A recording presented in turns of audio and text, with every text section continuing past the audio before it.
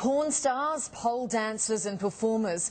Australia's Sexpo always brings an interesting crowd down under, but this time they've invited a recognisable guest to take part in the show. They sure have. Performer Bombshell McGee has been in the spotlight for a number of reasons, but is unfortunately best known as the world's most notorious mistress.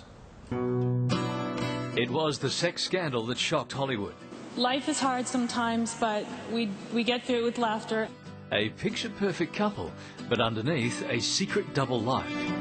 I knew I would get caught eventually, and I think I wanted to get caught. It's terrible, and she's going to be hurt for a long time. The woman at the centre of the controversy, Bombshell McGee. Well, let's say, Sandra, I'm sorry. I'm sorry for your embarrassment. I'm sorry all this is public. I feel good that Sandra does know the truth about it, and, I might seem like the bad guy right now, but I did open her eyes to a man that didn't have her back. But the adult star didn't let her infamy hold her back. She continued to build on her career and move past the scandal.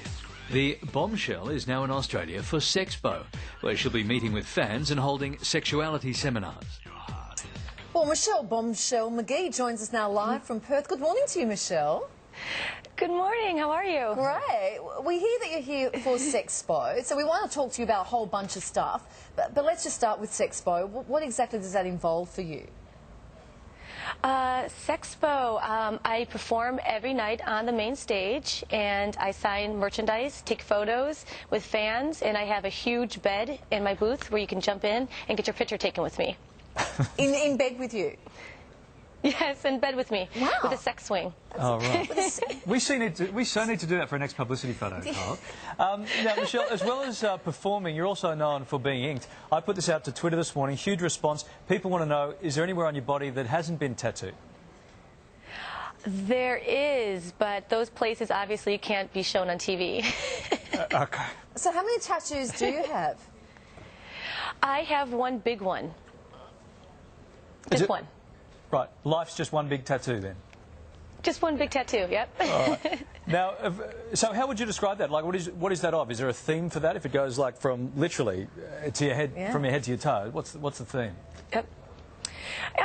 There's really no consistent theme. It's just, I guess, little life markers, whatever I'm doing at the time, I tattoo on my body. Okay, and the one, we just can't quite read the one on your forehead. What does the one on your forehead say? It says, "Pray for us sinners." Oh. Okay, there you go. Now, well, that's a good segue into this next question, Michelle. Now, of course, you're most famous because of the relationship with Sandra Bullock's ex-husband, Jesse James. And on your own website, you referred to that as the world's most notorious mistress. So how does it make you feel, those sorts of references and people talking about that, calling you that? At first it really bothered me because I never viewed myself as a mistress. I thought of myself as Jesse's girlfriend. So when I started being called the most notorious mistress, I think it was because I was so well recognizable. But it kind of grew on me, so I just accepted it and said, hey, I own it now. Yeah, so you thought of yourself as Jesse's girlfriend. How did it all start, Michelle? It started through MySpace. I sent him a friend request, and he private messaged me right back, asking me to come down to West Coast Choppers. Wow. Do you regret any of that at all, that relationship, that chapter? I don't regret it. I would do it all over again, but I do regret that Sandra was hurt. I wish that wouldn't have happened, but it did happen, and I can't take things back. Yeah, so you don't regret it. Do you think the exposure has actually helped your career? I mean, I seriously doubt, unless all that happened, that you would be the face of Sexpo and you'd be on television talking to us, and all, in fact, the interviews that you've done worldwide. The exposure definitely helped me. I wouldn't be here if it wasn't for the scandal, but I wish, I could have been known for something other than being a mistress. Hey, Michelle, what would you say to all these girls now in the Arnold Schwarzenegger stuff? Because over there you can't run and hide. You become the face of this sort of dastardly deed. What advice would you give to them?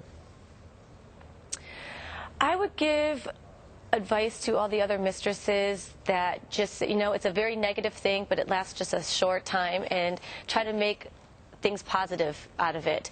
And keep your head up and you know, try not to let all the haters get you down and all the crap talking get you down. Yeah, you Stay talk positive. Yeah, you talk about the haters. I mean, do people make assumptions about you, Michelle, just based on the way that you look and I guess the history that you've had? What is generally people's reaction to you?